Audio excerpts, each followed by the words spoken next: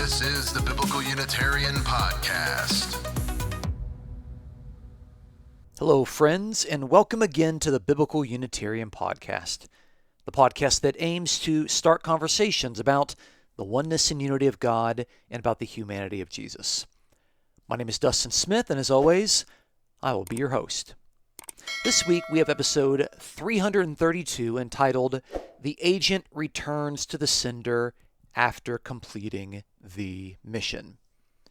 Just as a reminder, on the announcement that we made last week, my new book, Wisdom, Christology, and the Gospel of John, is now in a Kindle format for the low price of $9.99. You can get that on the Amazon website.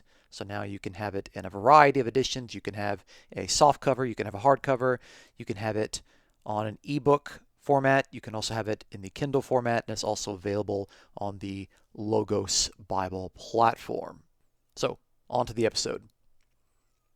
About a month ago, we started talking about the Jewish principle of agency, and we have been seeing how the Jewish principle of agency helps us to set the portrayal of Jesus as the agent of the true God in its Jewish context. And there are 6 tenets in the principle of agency, and we've been going through them one by one. So this week we're going to examine the 5th tenet of the Jewish principle of agency, namely the agent, after the mission is over, must return to the sender. So, why was the return trip of the agent considered part of the mission? How crucial was it for the agent to return unscathed?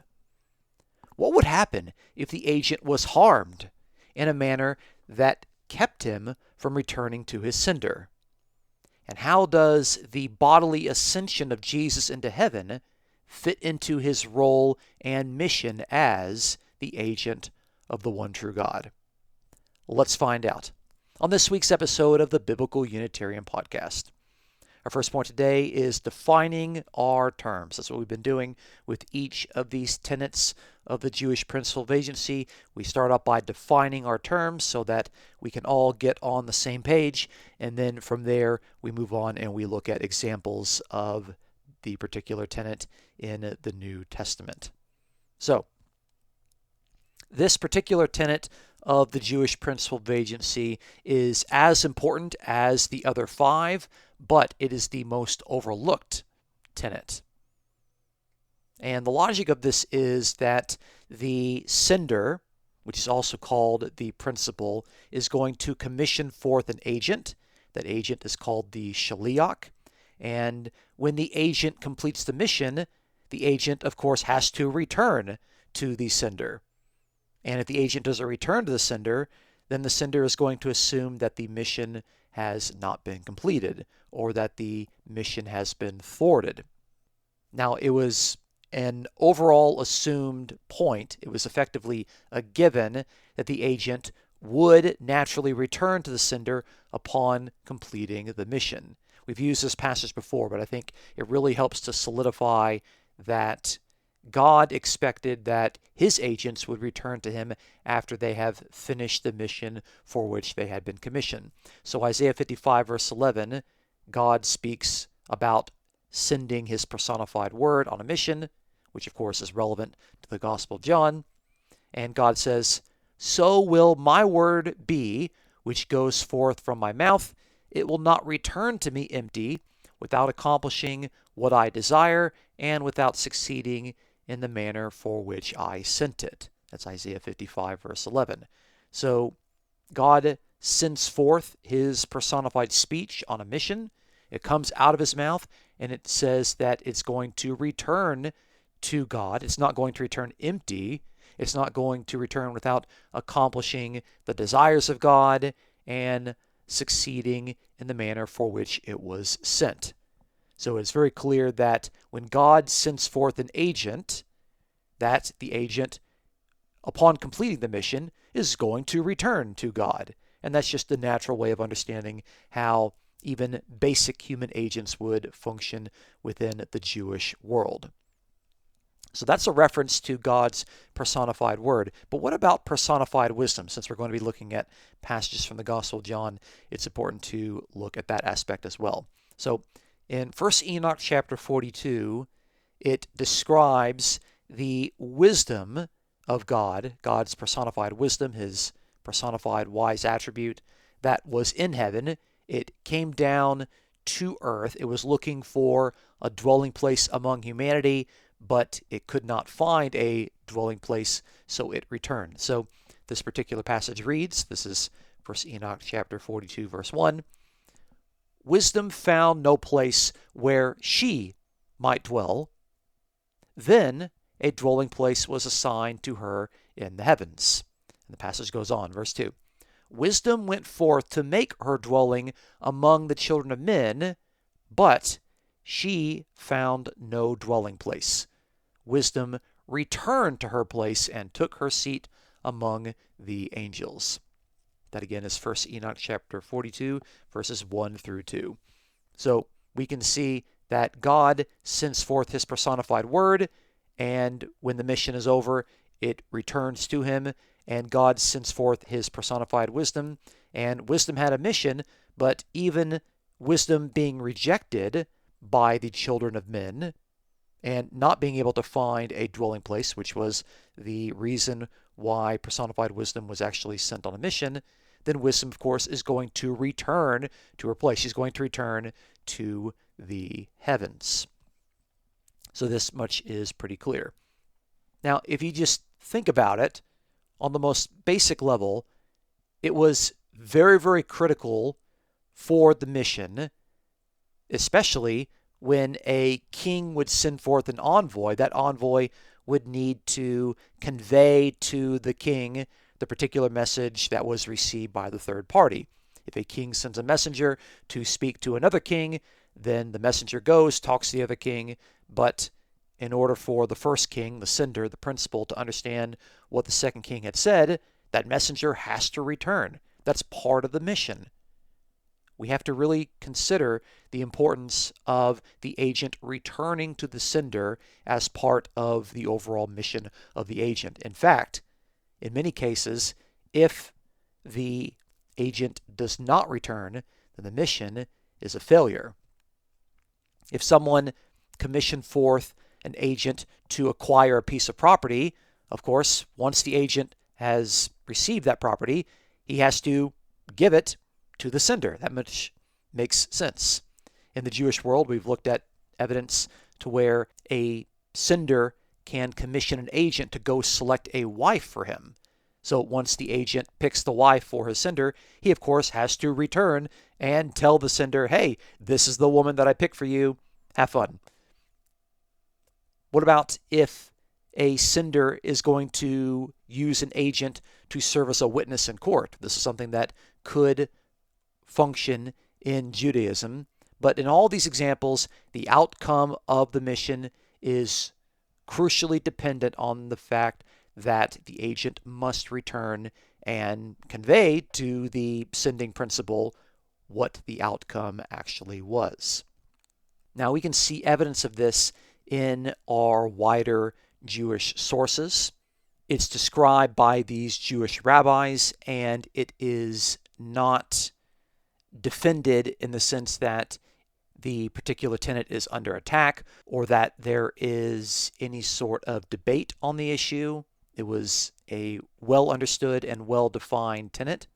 So in the Jerusalem Talmud, in Tractate Haggadah 76d, it says, "Behold, we send to you a great man as our shaliach," as our messenger, "and he is equivalent to us until such time as he returns to us."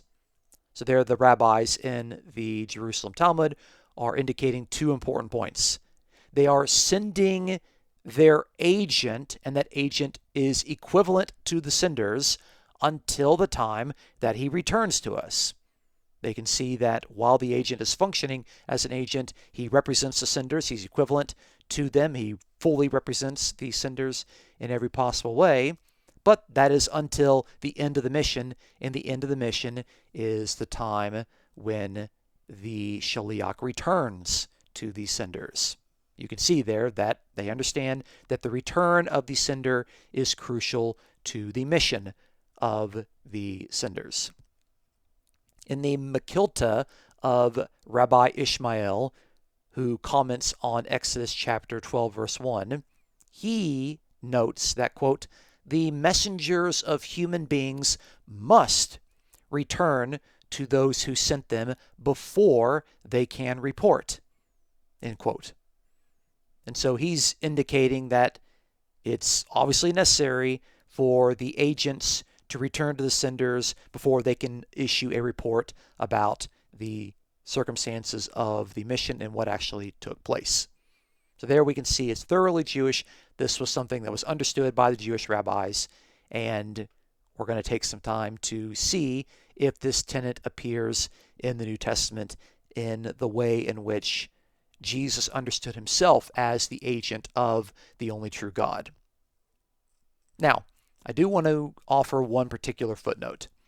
If injury or harm came to the agent in a particular manner that would preclude him from returning to the sender, this was understood as if that harm was directed at the sender himself, because the agent fully represents the sender. If you speak positively to the agent, then you are speaking positively to the sender of that agent. But if you harm or dismiss or even worse, kill the agent, the sender is going to assume that you are directing that towards him as well. And a good example of this is in the parable of the wicked tenants, which is in Matthew, Mark, and Luke. But in Mark's version, it's going to suffice for today. So when Jesus is telling this parable, he says in Mark 12, verse 8, where they took the agent, namely the son, and killed him and threw him out of the vineyard. What will the owner of the vineyard do? What will the owner of the vineyard do when the people have killed his agent? Jesus says, he will come and destroy the vine growers and give the vineyard to others. That's Mark chapter 12, verses 8 through 9. It's very clear that the principal is going to come and be very, very angry and mad at those people who have hurt or even killed his agent. So this is going to move us to our second point. Point number 2, Jesus, the agent of God, ascends to God upon completing the mission. And the key thing that we need to take away from this week's episode is that the bodily ascension of Jesus is the final part of his mission as his mandate to function as the agent of God. God sends forth Jesus, the agent. Jesus is going to finish the details of that particular mission, and then he ascends to God so that he can report what actually took place. So Jesus ascends to the sender, namely God, the Father, when Jesus completes his mission. And the ascension of Jesus allows the agent, who has succeeded in the manner for which he was sent, to return to the principal. Now, it's not surprising to me that the Gospel of John has the most references to Jesus speaking about his coming ascension to heaven. And the reason why that's not surprising is that the Christology of the Gospel of John thoroughly portrays Jesus as the agent of the only true God. Remember, in the Gospel of John, God sends his Son, and that makes the Son the authorized agent of God. God sends forth the Son, so that means that the Son is the principal's agent. So there are several texts in the Gospel of John where Jesus is openly going to speak about his ascension. In John 6, verse 62, Jesus says, "What then if you see the Son of Man ascending to where he was before?" That's John 6, verse 62. In John 13, verse 3, it says, "Jesus, knowing that the Father had given all things into his hands, and that he had come forth from God and was going to God. That's John 13, verse 3. Notice Jesus is sent out on a mission, and then after it's done, he is going to go to God. In John 16, verse 28, Jesus is speaking, and he says, I came forth from the Father and have come into the world. I'm leaving the world again and going to the Father. That's 16, verse 28. The fact that Jesus says the word again to describe the fact that he is leaving and ascending is very interesting, and we'll talk about that a little bit later. And then, after his death and resurrection, Jesus says to Mary Magdalene in John 20:17, stop clinging to me, for I have not yet ascended to the Father, but go to my brethren and say to them, I ascend to my Father and your Father, and my God and your God.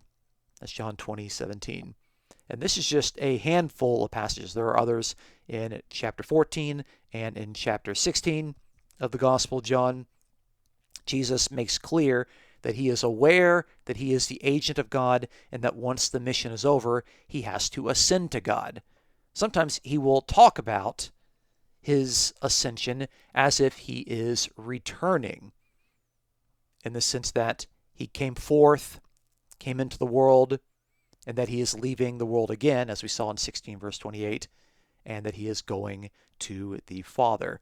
And we've seen this in previous episodes, and of course, I have detailed this extensively in my new book, Wisdom Christology in the Gospel of John, where Jesus in the Gospel of John sees himself as the embodiment of God's Word and God's wisdom, and it is the Word or wisdom of God that was actually in the beginning with God, and that word or wisdom came down out of heaven, became flesh in Jesus, and that's where the ministry of Jesus begins. So Jesus continues the ministry of word and wisdom, and he sees that his ascension is going to bring that word or wisdom back to God. This is not Jesus himself, the Son of God, returning, because Jesus was born, but he is the embodiment, the incarnation of personified word and personified wisdom. We saw the fact that personified word and personified wisdom were understood in Jewish literature to, of course, be personified and sent forth on a mission. We saw that in Isaiah 55, verse 11, and 1 Enoch 42, verses 1 through 2. Now, how do we know that this is the portrayal that the Gospel of John wants us to have? Well, we can see it in the opening prologue. In the first 18 verses of the Gospel of John, it details the ministry and the way in which the Word and wisdom of God has been operating from the beginning, and also the way in which it is currently existing right now. So, of course, in the first two verses, it says, in the beginning was the Word, the personified Word, and that Word was with God, and the Word was God, and the personified Word was in the beginning with God. That much is clear. So that indicates the starting point of personified Word, and of course, its near parallels personified wisdom. So the prologue is going to begin with the personified Word and wisdom of God that was with him. That means with God in heaven. And then, as the prologue unfolds, the mission of the personified wisdom and Word of God is summarized as coming to his own Jewish people. But when he comes to his own Jewish people, he suffers rejection primarily, but he's going to find belief by a few of them. And then after the mission is over, he's going to ascend to the bosom of the Father in order to bring the mission to completion.